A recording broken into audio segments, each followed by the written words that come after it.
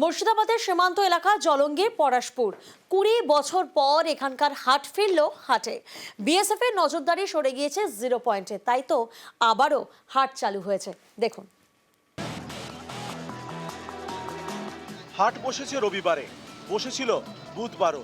মুর্শিদাবাদের ভারত বাংলাদেশ সীমান্তে জলঙ্গি, এখানকার পরাশপুর চরে প্রায় 20 বছর পর হাট ফিরল হাটে। আমাদের 20 বছর আমরা খুব কষ্টের মধ্যে ছিলাম, বা 20 বছর আমাদের চরে ভাঙার পরে আমাদের চরে আসা হয়েছে। আমাদেরকে 3 কিলোমিটার দূরে গিয়ে আমাদেরকে বাজার করে আনতে হতো। গ্রামবাসীরা খুব খুশি, আমাদের এখানে হাটে হয়তো দূরে যেতে হচ্ছে না, আমাদেরকে ভাড়া লাগছে না আমাদের যেতে। ভারত বাংলাদেশ সীমান্তবর্তী এলাকা জলঙ্গির পরাশপুর চর। বছরের পর বছর ধরে এখানে বিএসএফ এর নজরদারি। এর জেরে সপ্তাহে 2 দিনের হাট বন্ধ হয়ে যায়। একাধিক গ্রামের বাসিন্দাদের বাজার করতে যেতে হতো দূরে জলঙ্গির বাজারে। বিএসএফ এর কাছে জমা রাখতে হতো পরিচয়পত্র।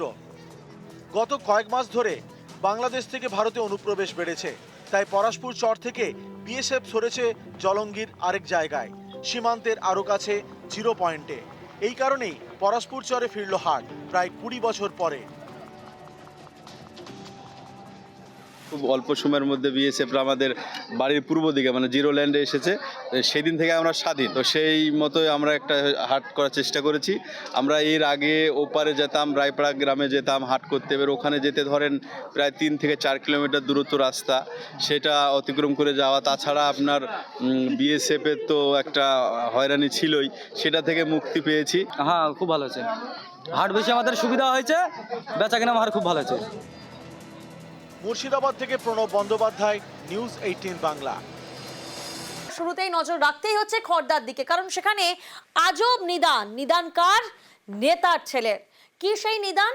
নেতার অনুমতি ছাড়া নাকি বিয়ে করা যাবে না। ভাবুন একবার, বিয়ে করতে গেলে লাগবে নেতার অনুমতি। বাবার নামে নিদান জারি নেতার ছেলের। খড়দায় নেতার ছেলের রোষে প্রেমিক, ঠিক কি ঘটনা? প্রতিনিধি সুবীর এই মুহূর্তে আমাদের সঙ্গে রয়েছেন। সুবীর, বিয়ে করতে গেলে নেতার থেকে অনুমতি কেন নিতে হবে? দেখো, তোমাকে জানিয়ে রাখি, বন্দিপুর গ্রাম পঞ্চায়েতের অন্তর্গত দোপেরে এলাকা, সেই এলাকাতে এই যে প্রেমিক, তার নাম হচ্ছে আজগর আলী, তার ডাক নাম হচ্ছে আধার। এ কিন্তু এলাকার নামী ফুটবল খেলোয়াড় নামে পরিচিত, এবং এর সাথে প্রেম ছিল হচ্ছে এলাকারই একজন মহিলার, এবং তাদের কিন্তু বেশ কিছুদিন পরে তাদের বিয়ে হওয়ার কথা।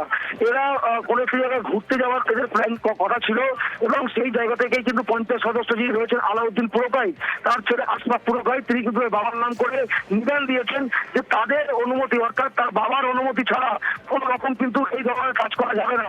এবং এই ঘটনায় যখন সে অনুমতি না নেয়, তখন কিন্তু বেধড়ক মারধর করা হয় এই আজগর আলীকে, এবং এই ঘটনার অবরা থানায় অভিযোগ দায়ের করা হয়েছে পঞ্চায়েত সদস্যের ছেলের নামে। কিন্তু এখনো পর্যন্ত পুলিশ কিন্তু তাকে গ্রেপ্তার করতে পারেনি। উল্টো দিকে এই যে ঘটনা, অর্থাৎ গোটা ঘটনাকে সমর্থন করেছেন তৃণমূলের ব্লক সভাপতি শুকুর আলী, এবং তিনি বলছেন যে এই যে গোটা ঘটনায় টোটাল অভিযোগের আঙুল তুলছেন ওই মহিলার দিকে। বেশ, আমি সংসার করতে চাই, সংসার যেন করতে দেওয়া হয়, তাদের যেন কোনো বাধা না হয়, আর হুমকি এই ধরনের ঘটনা যেন দ্বিতীয়বার না ঘটে। আমরা খেটে খাওয়া মানুষ, এইভাবে যদি মারি আমাদের কী করে, কোথায় যাবো, কার কাছে যাবো আমরা? আমি অনুরোধ করি, আমার বিশেষ করে অনুরোধ আমাদের যে এমএলএ বিধায়ক সাহেব, আপনি ব্যাপারটা একটু দেখবেন। আমি এক্স প্লেয়ার, কিছু করতে পারিনি, আমার লিগামেন্ট ছিঁড়ে গেছে। দয়া করে আমি আজার বলছি, এদের গুন্ডা বাহিনীর হাত থেকে মানুষকে বাঁচানো। আন্তু, আলাউদ্দিনের ছেলে আন্তু, এদের পার্টি যত ছেলেরা আছে। কি বলতে চাইছে ওরা? ওরা চাচ্ছে যে ওই ছেলেটা আমার বাড়িতে না আসে। কে? আজাদ? হ্যাঁ, আমার যে আছে, যে হবু হাজব্যান্ড, ও যেন না আসে। আমরা তো একে ভালোবাসি, আমরা বিয়ে করবো, আমাদের বিয়ে সব কিছু হয়ে গেছে, আমরা একসাথে ব্যবসা বিজনেস দোকান করি। ওদের অভিযোগ যে তুমি ওকে বিয়ে করতে পারবে না, ওই ছেলেকে তুমি ছেড়ে দিতে হবে, ওর সাথে তুমি মিশতে পারবে না। কার সাথে? আজহারের সাথে, মানে আমার এই প্রেমিকা, যার সাথে আমি ভালোবাসি, বিয়ের কথা, ওর সাথে ওরা মিশতে দেবে না। নেতার ছেলেকেই সমর্থন ব্লক সভাপতির। এই মহিলাটার একটা আফগানিস্তানের একটা ছেলে, ওর হাজব্যান্ড আছে, তার মনে হয় 3টে মেয়ে আছে। সেটা নিয়ে এখানে বিচার পঞ্চায়েত অনেক কিছু হয়েছে, আমিও সেখানে ছিলাম। এখন মেয়েটি এবং ছেলেটি মনে করে এটা ইউরোপের মতো যদি কালচার মনে করে, এটা তো ভারতবর্ষ, এখানে তো একটা সামাজিক ব্যাপার আছে, সামাজিক কৃষ্টি কালচার আছে। এখন মানুষ ছেলেপিলে এটাকে প্রোটেস্ট করছে। ওর যদি ইনজুরি কোনো রিপোর্ট থাকে তাহলে ও আইনের পথে চলবে। কিন্তু একটা জিনিস ফ্যাক্টর করে যে আমরা ইউরোপ যদি হয়ে যায় তাহলে ঠিক আছে, এটা তো ভারতের কৃষ্টি কালচার, বাংলার কৃষ্টি কালচার, এই কৃষ্টি কালচারকে একটু ফলো করলে মনে হয় ভালো হয়। নতুন জেলা সভাপতির নাম ঘোষণার পরেই বিজেপিতে ক্ষোভ, একাধিক জায়গায় দলীয় কর্মীদের ক্ষোভ। বিক্ষোভের পেছনে তৃণমূলের হাত, দাবি বিজেপির রাজ্য সভাপতি সুকান্ত মজুমদারের। এই ক্ষোভকে গুরুত্ব দিতে নারাজ সুকান্ত, নিচ থেকে উপরতলা বিজেপি পুরোটাই দ্বন্দ্বে ভরা। পাল্টা তোপ কুণালের। কতগুলো বিক্ষোভ আমার মনে হয় তৃণমূল কংগ্রেস স্পন্সর্ড আছে। আমার কাছে যা খবর, দু একটা জায়গায় ছাড়া এরকম কোনো ঘটনা ঘটেনি। তৃণমূল কংগ্রেস করানোর চেষ্টা করে অনেক জায়গাতে। আর যদি কারো কোথাও বিজেপির মধ্যে কিছু ক্ষোভ থাকে তাদেরকে বলবো এসে রাজ্য নেতৃত্ব এবং কেন্দ্রীয় নেতৃত্ব তো কথা বলার জন্য আমাদের পার্টিতে সবসময় ওপেন থাকে, গিয়ে কথা বলুন, আপনাদের অভিযোগ যা আছে জানান, পার্টি অবশ্যই ভাবনা চিন্তা করবে। সভাপতি ঘোষণা হচ্ছে বিজেপির, মানছে না বিজেপি, বিক্ষোভ দেখাচ্ছে বিজেপি, বলছে তৃণমূল। তাহলে তৃণমূলের এত ক্ষমতা যে বিজেপির মধ্যে ঢুকে তাদের সংগঠনটা তৃণমূল কর্মীরা স্থানীয় তারা চালান। আপনারা তো ওপর থেকেই গোষ্ঠীকন্দল শুরু হয় আপনাদের। দিলীপ ঘোষ বনাম সুকান্ত মজুমদার, দিলীপ ঘোষ বনাম শুভেন্দু অধিকারী, শুভেন্দু অধিকারী বনাম সুকান্ত মজুমদার। ফলে গোটাটাই তো আপনাদের বনামে ভর্তি। তৎকাল বিজেপি, পুরনো বিজেপি, আরএসএস বিজেপি সব ভাগ হয়ে আছে। তা তাদের একটা গোষ্ঠী পদ পেলে আর একটা গোষ্ঠী বিক্ষোভ দেখাচ্ছে, তো তৃণমূল কি করবে?